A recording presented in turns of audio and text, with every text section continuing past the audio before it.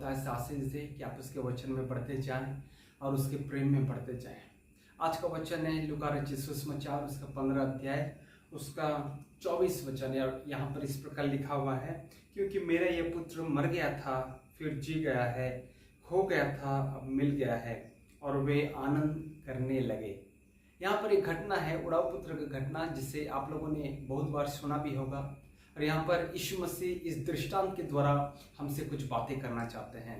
और आज का जो वचन का शीर्षक है वह है पिता के घर से दूर था लेकिन पिता के हृदय में था। पिता के घर से दूर था लेकिन पिता के दिल में था। मेरे प्रियो, यहाँ पर यीशु मसीह बता रहे हैं कि किस प्रकार हम मनुष्य जाति परमेश्वर से दूर होकर हम अपने आप को खो बैठे हैं, खो दिए हैं।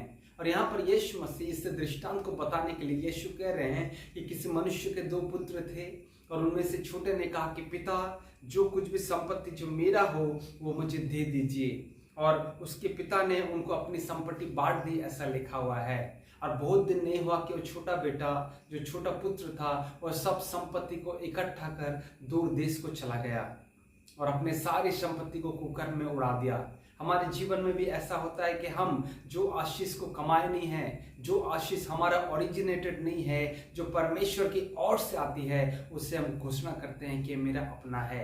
और बहुत बार उस आशीष को हम क्या करते हैं, हम खो बैठते हैं। हम उसको मूल्य नहीं समझते, हम उसका गर्व करते हैं। और यहाँ पर ये छोटा पुत्र जो है उस संपत्ति को लेकर बहुत दूर देश चला गया और अपनी संपत्ति को कुकर में उड़ा दिया। और वचन ऐसा बताती है कि जब उसके पास कुछ ना रहा तो उस देश में अकाल पड़ा। हम जब परमेश्वर पिता के आशीषों को अपने जीवन में खो बैठते हैं तो बुरा से बुरा दिन भी हमारे जीवन में आता है, क्योंकि सबसे पहले हम पिता से दूर हो गए हैं, दूसरी बात पिता की आशीषों को भी हम खो बैठे हैं। यहाँ पर जब उस देश में अकाल पड़ा तो वो सोचने लगा कि मैं अपने प्रतिदिन का जीवन को व्यतीत करने के लिए क्या करूं। और ऐसे व्यक्ति के पास वो चला गया, बाइबल बताती है, जो सूअर चराने का कार्य इस छोटे पुत्र को सौंपा। क्या वह इस योग्य था कि वह सूअर को चुराए? क्या वह इस योग्य था कि उसको भोजन ना मिल पाए? लेकिन ये इसलिए हुआ मेरे प्रियो क्योंकि वो पिता के घर से दूर था। लेकिन जब वो पिता के घर से दूर होकर उस सूअर को चरा रहा था तो वचन बताती है कि वह जब अपने आप में आया तब कहने लगा कि मेरे पिता के कितने ही मजदूर हैं।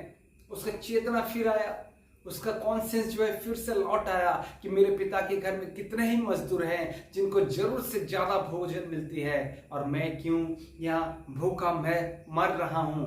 18 पद कहता, मैं अब उठूंगा और अपने पिता के पास जाऊंगा और उससे कहूंगा कि पिताजी, मैं स्वर्ग के विरुद्ध में और आपके विरुद्ध में मैंने पाप किया है। हमारे डिसीजन भी ऐसा ही होना चाहिए कि हम पिता से जो दूर हो गए हैं, हम जो अपनी सारी संपत्ति को, पिताजी की आशीष को कुकर में उड़ा दिए हैं, पिता के पास हमको वापस जाने की आवश्यकता है। पिता के पास वापस रिटर्न होने की आवश्यकता है। और रिटर्न होकर हम क्या कहें कि पिताजी, मैंने आपके विरुद्ध में और स्वर्ग के विरुद्ध में पाप किया है। अब मैं इस योग्य भी नहीं रहा कि मैं तेरा पुत्र कहलाऊं, मुझे अपना एक मजदूर के समान रख ले। बाइबल ऐसा बताती है कि छोटे पुत्र ने अपने मन के अंदर में ऐसा सोचा। लेकिन वचन 20 बताती है कि तब वह उठकर अपने पिता के पास जाने को चला। अब वह दूर ही था कि उसके पिता ने उसको देखकर तरस खाया। जब छोटा पुत्र आ रहा है तो पिता यहाँ पर तरस भरी निगाहों से अपने बेटे की आने की प्रतीक्षा जो हर दिन कर रहा था, वो देखता है कि ये मेरा पुत्र है और उसके ऊपर देखकर उस पर तरस खाता है और दौड़कर उसे गले लगाता है और उसे बहुत चूमता है। मेरे प्रियो, ये है पिता का प्रेम, ये है पिता के प्रेम। हो सकता है आप अपने पिता के घर से दूर हो गए हों, हो सकता है आप परमेश्वर से बहुत दूर चले गए हों, लेकिन परमेश्वर के आप अभी भी हृदय में है।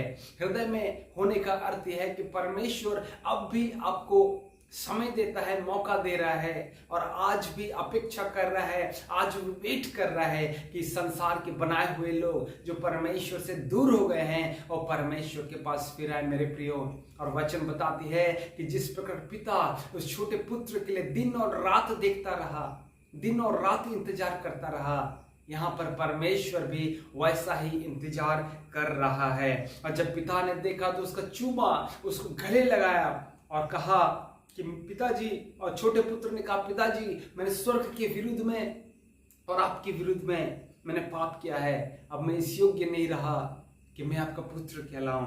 लेकिन पिता ने क्या कहा सुनिए, झट अच्छे से अच्छा वस्त्र निकाल कर उसे पहनाओ, उसके हाथ में अंगूठी, पांव में जूते और पला हुआ बछड़ा मारकर हम आनंद मनाएं, क्योंकि मेरा ये पुत्र मर गया था, अब जी गया है, खो गया था, अब मिल गया है। मेरे प्रियो, यह है पिता का प्रेम, यह है पिता का प्रेम। परमेश्वर अपने हृदय से आपको कभी भी नहीं निकालता। परमेश्वर आज भी आपके लिए प्रतीक्षा कर रहा है कि आप उसके पास लौट आए। ये आपका लौटने का दिन होना चाहिए मेरे प्रियो। ये पिता के पास स्टेप लेने का दिन होना चाहिए कि मैं जो भी धर्म, जो भी रिलीजन, जो भी जाति, जो भी भाषावादी मैं हूं, लेकिन मैं अपने पिता, मेरे सृष्टिकर्ता के पास मैं जाऊंगा और उसके पास ही मैं रहूंगा, क्योंकि उसके घर में आनंद की आशीष है, आनंद का माहौल है, उसकी उपस्थिति में खुशियां हैं, उसके पास हर एक आशीष है मेरे प्रियो। और जब आप ऐसा स्टेप लेंगे, मैं विश्वास करता हूं कि परमेश्वर आपको बहुत ऐसे चुनेंगे और स्वर्ग राज में एक बहुत बड़ा भोज प्रस्तुत होगा आपके लिए कि आप मर गए थे, आप जी उठे हैं, आप खो गए थे, अब मिल गए हैं मेरे प्रियो। इसलिए परमेश्वर के पास आने की कोशिश करिए, परमेश्वर आपको बहुत आशीष दे। मैं आपके लिए प्रार्थना करना चाहूंगा। दयालु प्रभु, मैं हर एक भाई और बहनों के लिए जो इस संसार के अंदर में खो गए हैं और ये वचन को सुनकर प्रभु जी अपने जीवन में डिसीजन लेके मैं उनके लिए प्रार्थना करता हूँ। यीशु के नाम में उनके जीवन में तो प्रभु जी अनुग्रह दे कि वो तेरे पास फिर आने पाए। हो सकता है प्रभु आपसे दूर हैं, लेकिन प्रभु जी आपके हृदय में है। ओ पिता, वो अपने डिसीजन में कायम रहने पाए और प्रभु जी वो आपके पास फिर आने पाए, आपके प्यार को जानने पाए। मैं विनती करता हूँ, मैं आपसे दुआ करता हूँ पिता, जितने जन भी वीडियो को देखेंगे उनके जीवन में तो काम कर, उनको आशीष दे। प्रार्थना आपने सुना है, मैं धन्यवाद करता हूँ। यीशु के नाम से मैं मांगता हूँ, आमीन आमीन। परमेश्वर आप सबको बहुत आशीष दे। जय मसीह की।